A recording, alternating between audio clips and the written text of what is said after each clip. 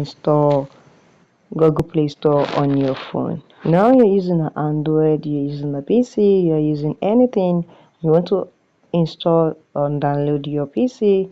What you need to do is go to your Chrome browser, open your Chrome browser and search for Play Store. So just come here and search for Google Play Store. You can write Play Store, and if you're using phone and you're using your PC, just write Google Play Store. Here you can say Play Store download. Now click on Play Store download. Now you can see this is my Play Store download. You can see here download Google Play Store. You can see here this is it. You can see, just click on it. Now this is it.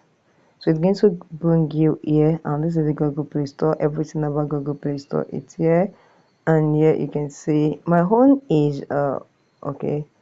You can see Google Play Store, and now you answer your download. Just click on download. Well, I'm not going to click on download here because I already have my Google Play Store here. Let me go and show you. Where is my Play Store? There is it. Okay, this is it. You can see I've already downloaded and installed it on my phone. So just download it and wait for it to download, and it's going to install on your phone automatic. So guys, if you found this video helpful, subscribe and like. Thank you guys.